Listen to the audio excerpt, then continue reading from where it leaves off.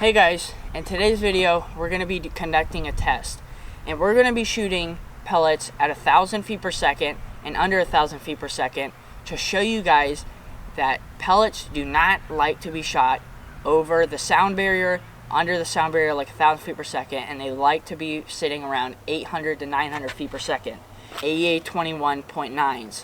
And we're going to be chronographing it so you guys know that I'm not lying, because I don't know if the camera will pick it up the sound barrier being cracked. I'm not sure.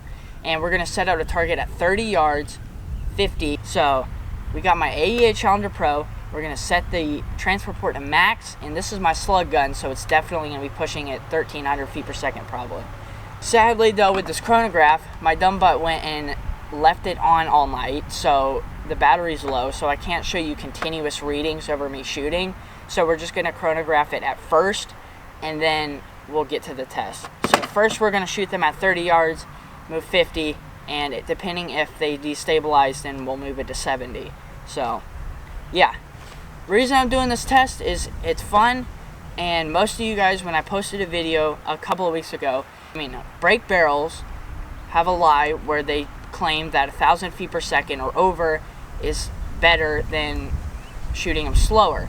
And some of you guys, but they were saying I shouldn't read or listen to everything I read on the internet. So I guess I'm gonna stop yapping, and we'll set you guys down range and we'll start shooting. Well, actually no, we'll first chronograph it and then we'll throw you down range. This will pass the sound barrier.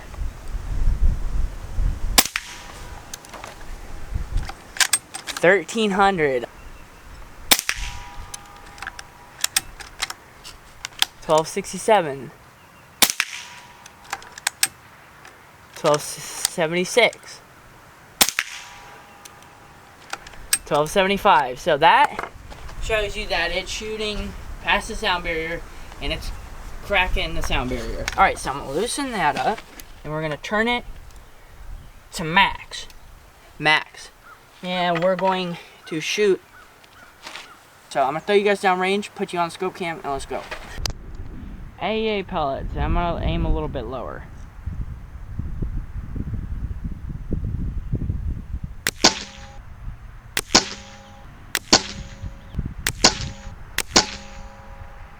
Alright, let's go check that out.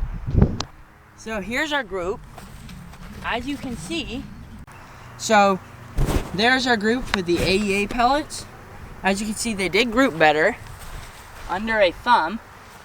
But watch what happens when we turn down the power. And I'll show you guys how more accurate this thing is when I turn down the power.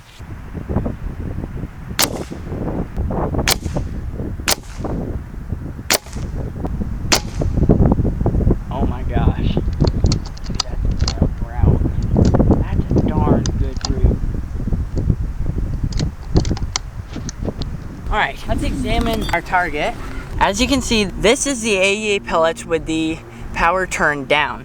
We did have a flyer. I'm assuming it's probably because I didn't lead the barrel yet with the AEA pellets, but much better group than that one. So it seems to be a little bit tighter. If not, maybe the same. But this is what you're going to get at 30 yards. But let's set them out to 50 and see what happens.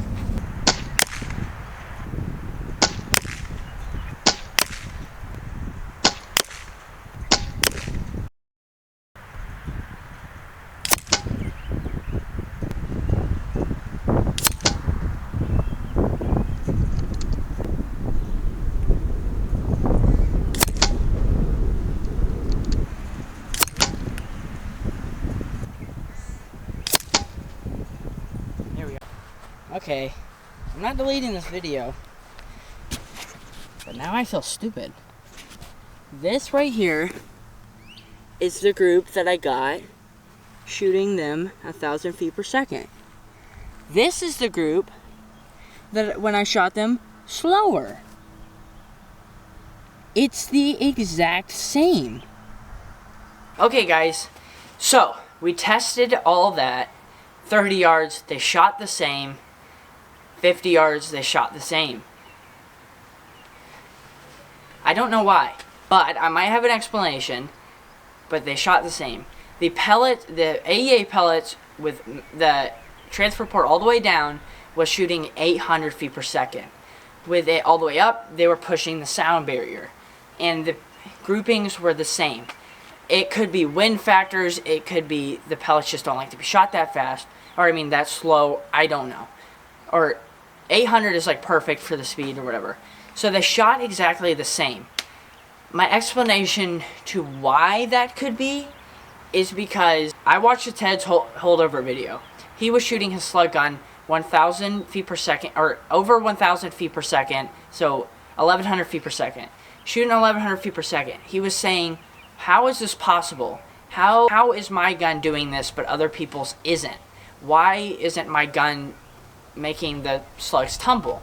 So I was like, oh man, I'm gonna try that. I pump my regulator up, I get everything shooting fast. It's shooting 1,100 feet per second. The groupings were really, really bad. My explanation could be the reason that the 1,000 feet per second, or the one pushing the sound barrier shot the same as the one shooting 800 feet per second, could be the pellets matched almost perfectly with the rifling and stuff. Everything could have just been perfect, where it sent that pellet downrange at a decent accuracy.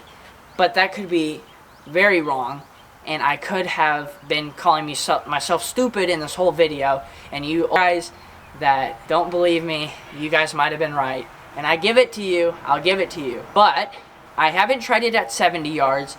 I did hear at 50 yards, that's like the bare minimum of how long or how close you want to shoot something to test if a pellet destabilizes. So in a next video, I'll probably shoot it at 70 yards. So if you guys want to see that, stay tuned for that. But you guys that commented in there saying you're probably wrong or something, you guys might have been right. And I guess I have to give it to you guys. I learned something interesting, and it might be something cool. Maybe I can push a pellet that fast and get good accuracy. That'd be a fun video. So thank you guys for watching, and stay tuned for me testing it at 70 yards. So see you guys in the next one.